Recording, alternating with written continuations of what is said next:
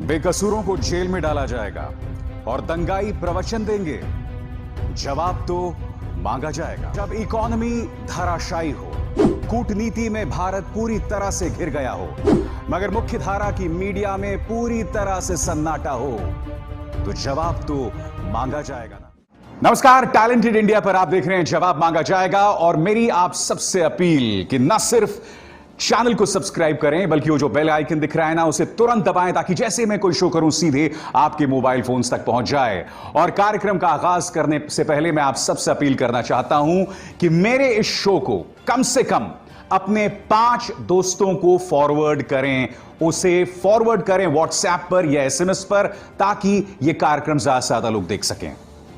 और आज मैं जो आपके सामने सवाल पूछने जा रहा हूं कि सुशांत सिंह राजपूत और आमिर खान पर हमला करने की एवज में गोदी मीडिया या भारतीय जनता पार्टी सरकार किन मुद्दों से हमारा ध्यान भटकाना चाहती है। सबसे पहले आज की जो बड़ी खबर वो ये कि सुशांत सिंह राजपूत मामले की जांच अब CBI करेगी, जिसका स्वागत किया जाना चाहिए। अब दूध का दूध और पानी का पानी हो जाना चाहिए, क्योंकि यकीनन इस मुद्दे पर भारतीय जनता पार्टी जो चाहती थी वो हो गया, क्योंकि यह मुद्दा अब आसानी से बिहार चुनावों में एक राजनीतिक मुद्दा बन जाएगा। महाराष्ट्र सरकार को अस्थिर करने का एक और बहाना बन जाएगा। यानी भारतीय जनता पार्टी की 5 उंगलियां घी में और सिर कढ़ाई में। तो जैसे मैंने कहा, इस मुद्दे की जांच होनी चाहिए।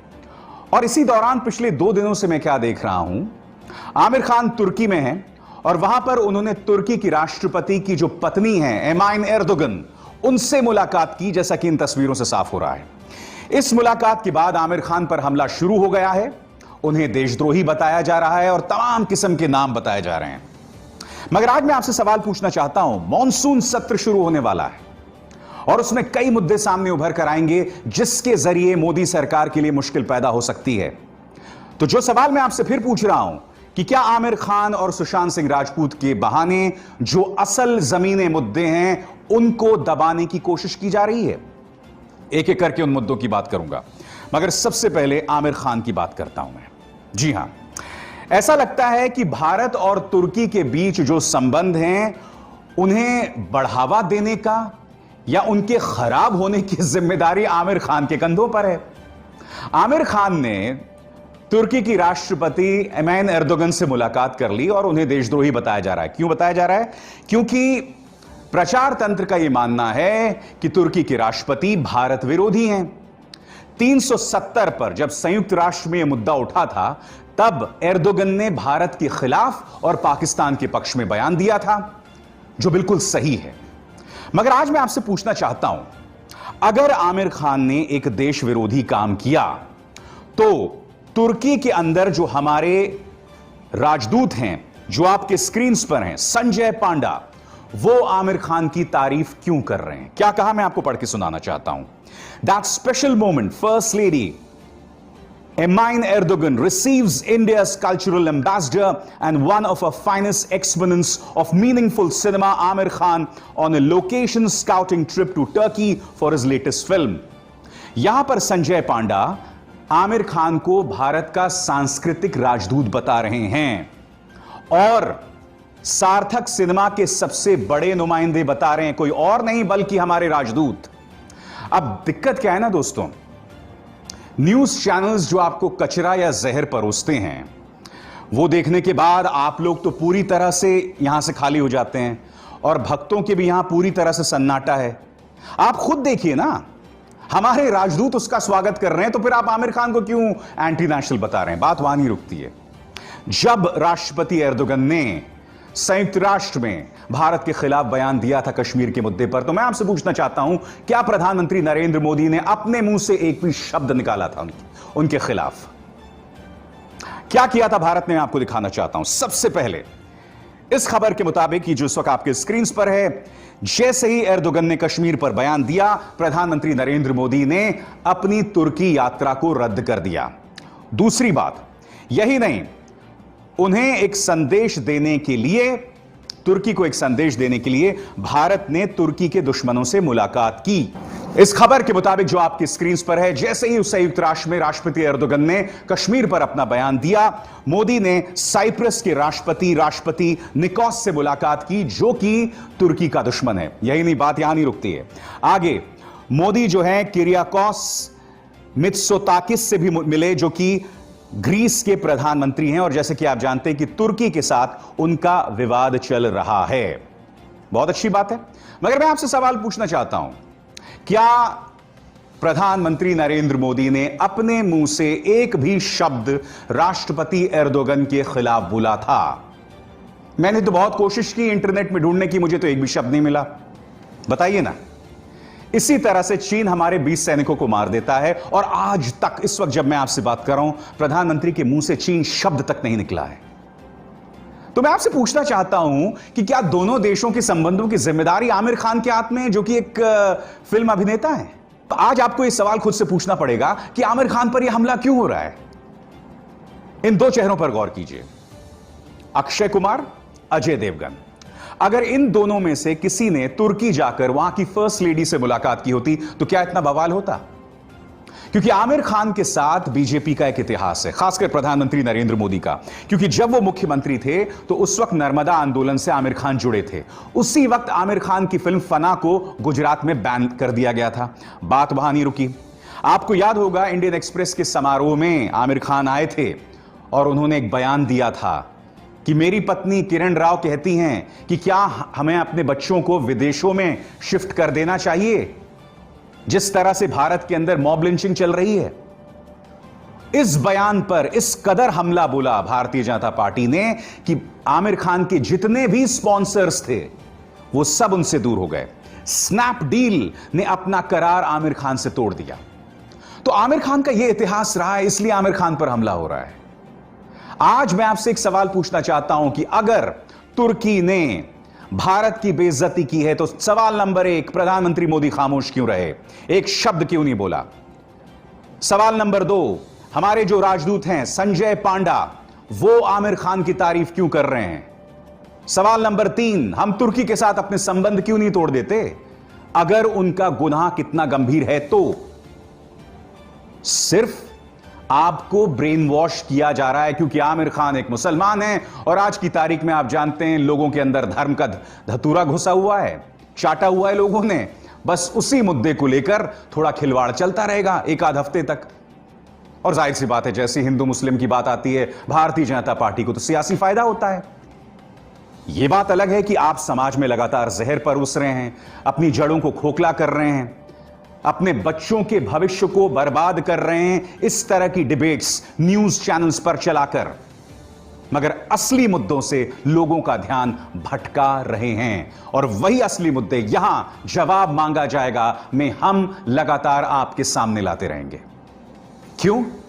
क्योंकि इस वक्त मॉनसून सत्र शुरू हो रहा है और सुशांत सिंह राजपूत और आमिर खान के एवज में उन मुद्दों को दबाया जा रहा है जिससे मोदी सरकार के लिए मुश्किल पैदा हो सकती है। और वो मुद्दे क्या हैं, अब मैं आपको बतलाने वाला हूं। सबसे पहला मुद्दा जिससे आपका ध्यान भटकाने की कोशिश की जा रही है वो है पीएम केयर्स।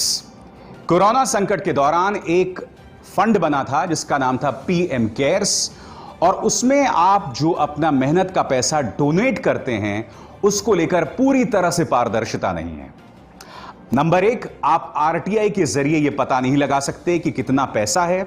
नंबर 2, आप इसका ऑडिट सीएजी की जरिए नहीं करवा सकते। और यही नहीं, सुप्रीम कोर्ट का एक फैसला आया है जो कि बहुत करारा झटका है, क्योंकि यह अपील की गई थी कि पीएम केयर्स का जो सारा पैसा है वो एनडीआरएफ में डाल दिया जाए। एनडीआरएफ क्या है? National disaster relief fund.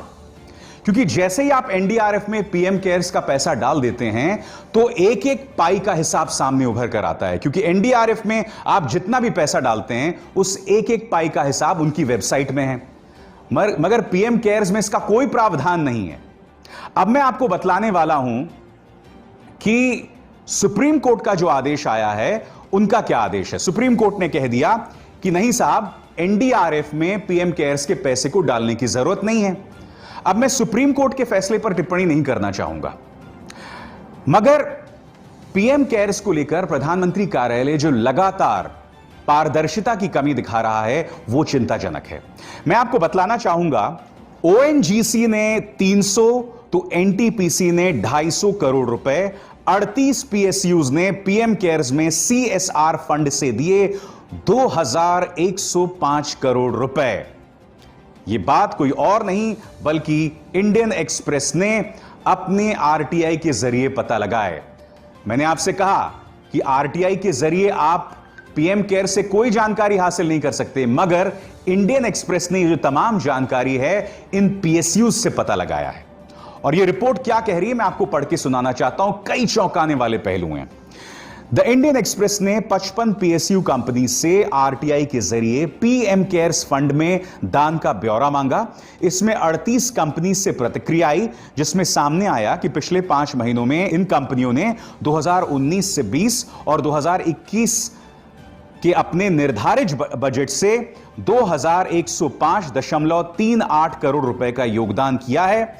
गौरतलब है कि इससे पहले 28 मई को, अब इस बात पर गौर कीजिएगा जो मैं आपको बता रहा हूं, गौरतलब है कि इससे पहले 28 मई को इंडियन एक्सप्रेस ने प्रधानमंत्री कार्यालय से भी चंदे से संबंधित जानकारी मांगी थी।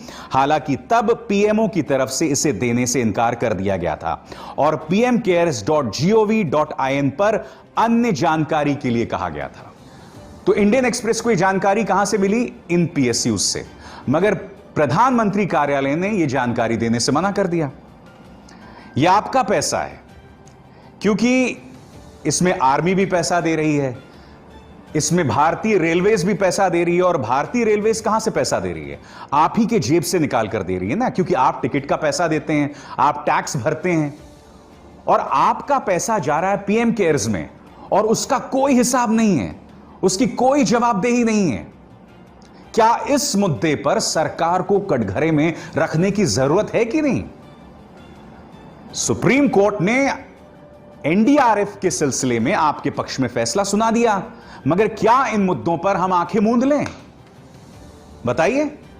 बीजेपी अपनी जीत करार दे रही है, मगर साफ तौर पर भारतीय जनता पार्टी के रुख में जो है पारदर्शिता की कमी दिखाई दे रही है। तो यह तो एक मुद्दा हुआ। अब दूसरे मुद्दे की बात करते हैं। आपके स्क्रीन पर भारत में एक दिन में 64,000 से ज्यादा कोरोना के मामले सामने आए हैं और करीब 1092 लोग एक दिन में मारे गए हैं। कोरोना में मौतें जो हैं वो लगातार उनमें वृद्धि हो रही है। रोज 1,000 लोग मारे जा रहे हैं। क्या इस मुद्दे को लेकर सरकार को कटघरे में खड़ा करने की जरूरत नहीं है? किस न्यूज चैनल पर आप इसको लेकर डिबेट देखते हैं? बताइए। मैं फिर आपसे कह रहा हूं, सुशांत सिंह राजपूत के मामले में सीबीआई की जांच बहुत अच्छी बात है। आमिर खान के ऊपर अगर आप मुद्दा उठा रहे हैं तो चलिए उठाइए, मगर इसकी एवज में किन मुद्दों को दबाया जा रहा है, क्या आपको यह सवाल नहीं पूछना चाहिए? बात यहां नहीं रुकती है। इस खबर पर गौर कीजिए। इस खबर को कायदे से उठाना तो चाहिए था मीडिया को, मगर राहुल गांधी उठा रहे हैं। कोरोना का कहर, अप्रैल से अब तक 1.89 करोड़ नौकरियां गईं। खबर क्या कहती है? पिछले महीने यानी जुलाई में लगभग 50 लाख लोगों की ने नौकरी गंवाई। आंकड़ों के अनुसार अप्रैल में 1.77 करोड़ और मई में लगभग 1 लाख लोगों की नौकरी गई। जून में लगभग 39 लाख नौकरियां मिली, लेकिन जुलाई में करीब 50 लाख लोगों की नौकरियां चली गईं। इस मुद्दे पर राहुल गांधी क्या कह रहे हैं आपके स्क्रीन पर? पिछले 4 महीनों में करीब 2 करोड़ लोगों ने नौकरियां गंवाई हैं। 2 करोड़ परिवारों का भविष्य अंधकार में है। फेसबुक पर झूठी खबरें और नफरत फैलाने से बेरोजगारी और अर्थव्यवस्था के सर्वनाश का सत्य देश से नहीं छुप सकता। हकीकत है। यह शख्स जो बातें कह रहा है इसमें दम है, क्योंकि अब सामने खबर यह भी आ रही है कि फेसबुक जो जहरीले बयान थे भारतीय जनता पार्टी के नेताओं को, इस शख्स अंखी दास ने उन बयानों को हटाने से इनकार कर दिया। वो कपिल मिश्रा जो लगातार भड़काऊ बयान देता है, जिसके बारे में फेसबुक के जो सुपर बॉस हैं मार्क जकरबर्ग ने बयान दिया था कि हमने कपिल मिश्रा का बयान हटा दिया था फेसबुक से, तो मैं आपसे एक सवाल पूछना चाहता हूं कि कपिल मिश्रा का ये वेरीफाइड पेज अब भी फेसबुक पे क्यों बना हुआ है? वो आदमी जो जहरीले बयान देता है। फेसबुक की ये मुलाजिम अंखी दास ने साफ तौर पर यह कहकर मना कर दिया था कि अगर हमने बीजेपी के नेताओं के जहरीले बयान हटाए तो हमारे बिजनेस पर असर पड़ेगा। यानी कि ये लोग हमारे समाज में जहर फैला सकते हैं, दंगे करा सकते हैं, बर्बादी मचा सकते हैं, हमारे बुजुर्ग मां बाप, हमारे बच्चों की जान खतरे में डाल सकते हैं अपने बिजनेस के लिए। और दुख की बात यह है कि इन चेहरों पर गौर कीजिए।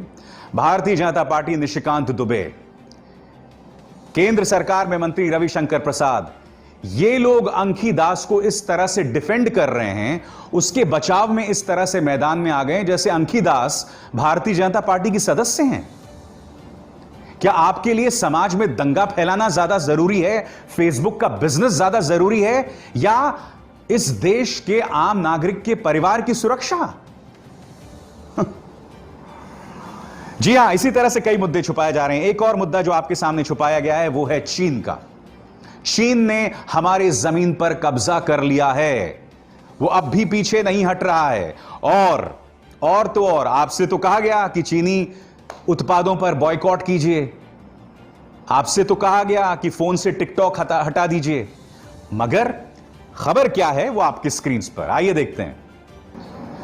गालवान घाटी में फौजियों की शहादत बॉयकॉट के आह्वान के बाद भी चीन से आता रहा सामान जुलाई में जून से भी ज्यादा आयात। और इसकी जानकारी क्या है वो मैं आपको पढ़ के सुनाना चाहता हूं। जनसत्ता की यह खबर क्या कहती है? लद्दाख सीमा पर गालवान घाटी में चीनी सैनिकों से झड़प के बाद से भले ही चीन में बने उत्पादों के बहिष्कार के ऐलान किए गए हों, लेकिन जून और जुलाई के महीने में आयात घटने के बजाय बढ़ा ही है। जुलाई महीने में चीन से भारत ने 5.6 अरब डॉलर के सामान आयात किए हैं। जुलाई में लगातार दूसरे महीने में चीन से आयात में तेजी देखी गई। हालांकि इस बात पर गौर कीजिएगा, हालांकि 2019 के मुकाबले चीन से आयात का आंकड़ा 24% कम हुआ है।